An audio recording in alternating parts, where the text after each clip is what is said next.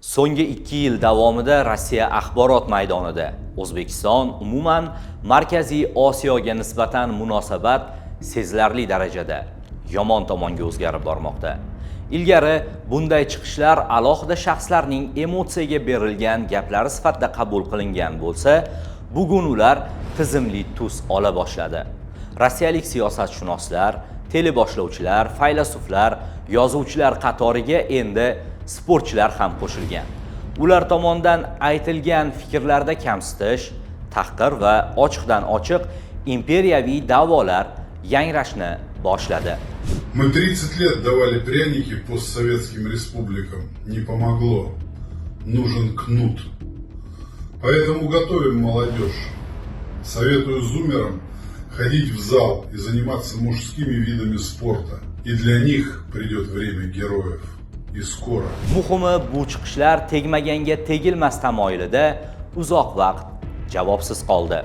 Shu sabab ham ularning ohangi yil sayin keskinlashib, so'zdan tahdidga o'tib bormoqda.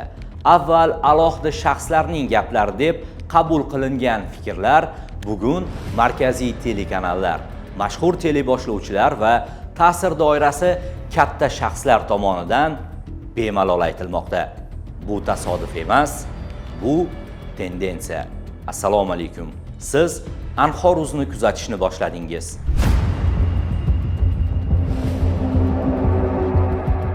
Tarmoqlarda yana o'zbeklar, O'zbekiston va Markaziy Osiyo haqida rossiyaliklarning fikrlari qayta-qayta va tez-tez ham ko'zimizga ko'rinishni, ham qulog'imizga chalinishni boshlaganiga salkam 2 yil to'lmoqda.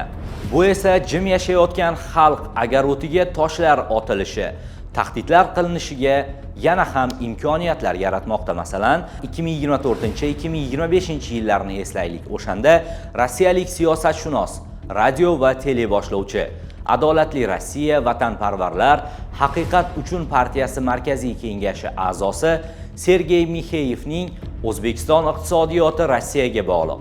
Biz bo'lmasak, ular ishtonsiz yurishardi mazmunidagi gaplari jamoatchilikda katta e'tiroz uyg'otgan edi. Они получали все, абсолютно, все получали. И сейчас получают. Узбекистан, какие у него интересы могут быть, действительно, когда здесь там 5 миллионов иммигрантов работают? Никаких интересов. Россия ничего не может предложить. Россия кормит эти пространства все 30 лет. Все. Другой вопрос, что Россия не может этим воспользоваться, а не в том, что у нас нечего предложить. Их экономика завязана настолько на нашу, что если бы не мы, они бы там без штанов ходили. Вот и все, а мы ничего просто не можем сделать с этим. А теперь рассказываем, у нас нет предложения, у нас выше крыши предложения. Bu bayonotdan avval esa yozuvchi Zahar Prilepin qo'shib olish mavzusida gapirgan. Tarixchi Mikhail Smolin esa o'zbeklar umuman bo'lmagan degan da'voni ham ilgari surgandi. Bu 3 bayonot mazmun jihatdan bir-biridan farq qiladi, ammo yo'nalishi bir xil. Tarixiy inkor, ijtimoiy kamsitish va siyosiy ustunlik da'vosi. Bu tasodif emas, bu ritorikaning evolyutsiyasi edi. Prilepinning chiqishidan keyin Rossiyaning O'zbekistondagi favqulodda va muxtor elchisi O'zbekiston Tashqi ishlar vazirligiga chaqirilgan edi, biroq keyingi bayonotlarga nisbatan rasmiy munosabat deyarli bildirilmadi ham. Rossiya tomoni har galgidek buni shaxsiy fikr deb atash bilan cheklandi va bunga siyosiy tus bermaslikni so'rab keldi. Ammo sukut bu gaplarni to'xtatmadi.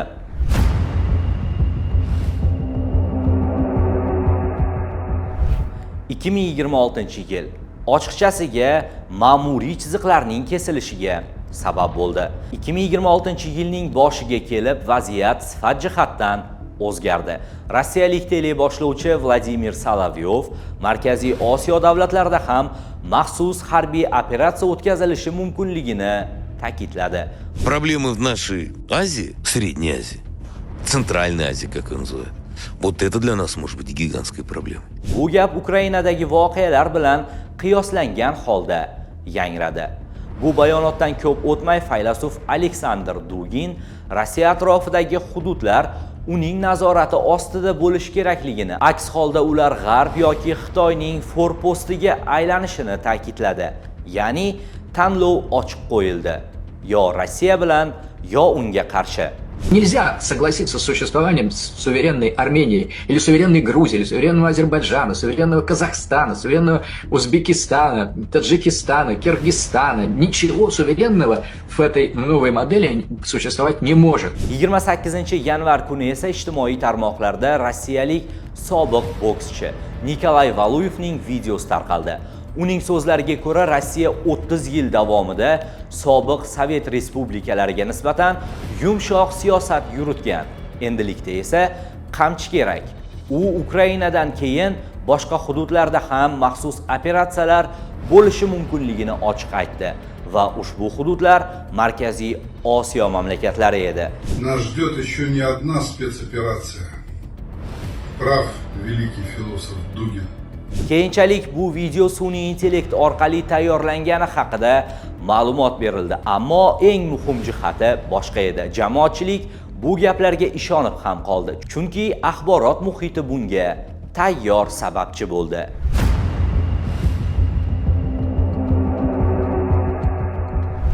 Bu chiqishlarga O'zbekiston ichida turli darajadagi munosabatlar bildirildi.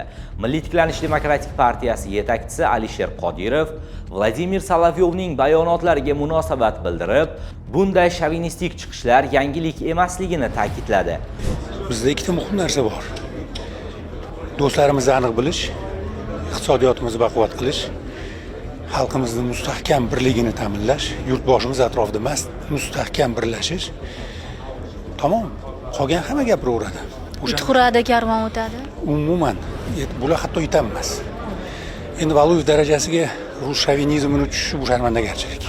Uning fikricha, xalqaro huquqning buzilishiga chaqiriqlar hissiyot bilan emas, sovuq aql bilan baholanishi kerak. Qodirov O'zbekiston tashqi siyosatda izchil va pragmatik yo'l tutayotganini, mamlakat barcha davlatlar bilan munosabatlarni o'zaro manfaat va xalqaro huquq tamoyillari asosida rivojlantirishda davom etishini aytdi.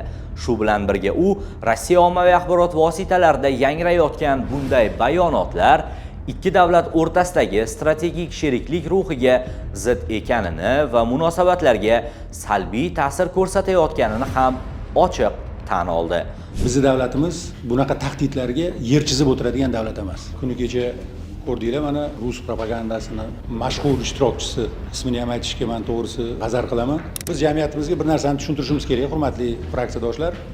Vahimaga o'rin yo'q. Sovuqqon qabul qilishimiz kerak. Bu kecha bo'lib paydo bo'lib qolgan muammo emas, birdan paydo bo'lib qolgan muammo emas. Bu deyarli shu Sovet ittifoqi tarqalgandan buyon muhokama qilinayotgan masala va biz o'zimizni masalan rus xalqiga, Rossiya davlatiga qo'shnimiz sifatida hech qanaqa e'tirozimiz yo'q. Faqat aynan mana shu imperialistik kayfiyatdan keta olmaslik, jamiyatdagi ularning ziyolilarini shu qarashlardan uzoqlasha olmayotganligi davlatlarimiz orasida juda katta o'zaro manfaatlar ko'rish mumkin bo'lgan munosabatlarga juda katta putur yetkazayapti. U bunday gaplarni kuch emas, balki ichki zaiflik belgisi sifatida baholadi. Jamoatchilik darajasida esa yana o'tkir javoblar bo'ldi. O'zbekistonlik sobiq jahon chempioni Ruslan Chagayev Valuyevning chiqishiga hazilomuz, lekin mazmun jihatdan jiddiy javob qaytardi. U o'sha mashhur chempionlik jangini eslab, berilgan zarbalar endi ta'sir qilayotgan bo'lsa kerak dedi. Shu bilan birga u videolar sun'iy intellekt orqali tayyorlangan bo'lishi mumkinligini ham aytdi va O'zbekiston hamda Rossiya o'rtasidagi munosabatlar barqaror ekanligini ta'kidladi. Nikolay Valuyev O'rta Osiyo to'g'risida har xil gaplar gapiryapti. Menimcha bu искусственный intellekt bo'lsa kerak. Lekin unaqa bo'lmagan bo'lsa, o'zbek xalqimdan uzr so'rayman. Shu paytda unga tegan ularlar hozir tasavvur qilyapti shekilli. Bu javob bir narsani ko'rsatdi. Tahdidda faqat qo'rqitish shart emas, u ijtimoiy masxara obyektiga ham aylanishi mumkin. Senatda esa bu gal boshqacha signal. İlk bor yuqori darajadan Rossiya tomoniga maxsus pozitsiya bildirildi. 5 fevral 2026-yilda O'zbekiston Oliy Majlis Senatining 13-yalpi majlisida senator Abdusaid Kochimov chiqish qildi. U dunyoda geosiyosiy ziddiyatlar kuchayib borayotganini, hozirgi xalqaro muhit bamisoli xavfli maydonga o'xshashini ta'kidladi. Uning aytishicha, bugun hech bir davlat bir daqiqa ham xotirjam bo'lib o'tira olmaydi. Shu nuqtada senator tarixiy iboraga murojaat qildi. Itlar hurar, karvon o'tadi. Lekin karvon bir umr itlar orasida o'tsa, bu alam qiladi. Bu nutqning asosiy ma'nosi ochiq edi. Karvonga tahdid solgan har qanday kuchga uning qay darajada ekanidan qat'iy nazar o'z vaqtida javob bo'lishi kerak. Bu diplomatik janjal chiqarish emas, balki sukut doimiy strategiya emasligini bildirish edi. Karvonimizga tahlil qiladigan har qanday kuchga, akullagan har qanday naychaga yoki har qanday qashqirga qarshi o'z joyida javob berishimiz, kavushini to'g'rilab qo'yishimiz, xohligini pasaytirib qo'yishimiz, aqlini kiritib qo'yishimiz shart va kerak bo'lyapti.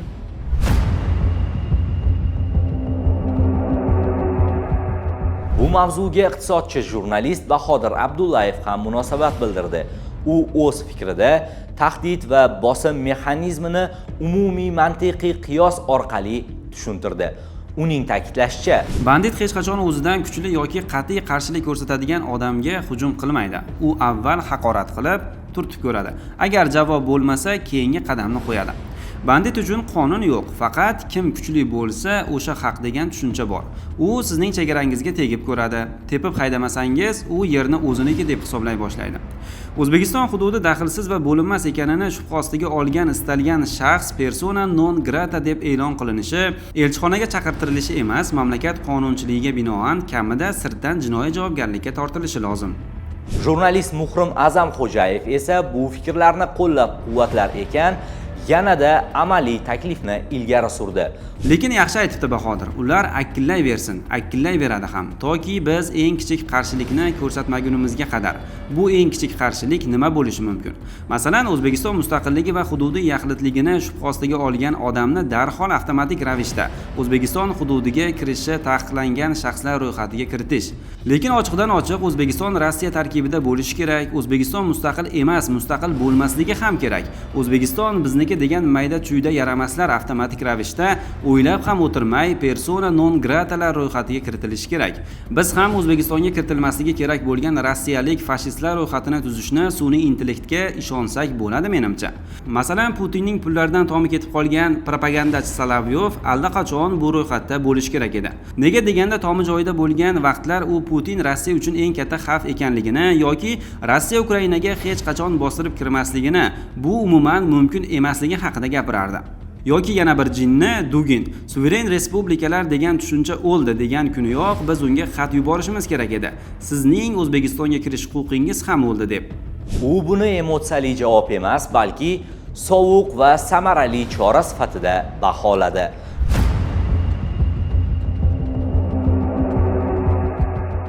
Bugun gap urush haqida emas. O'zbekiston urush istamaydi va doimiy tinchlik tarafdori bo'lib kelgan. Ammo tinchlik faqat sukut bilan emas, aniq pozitsiya bilan saqlanadi.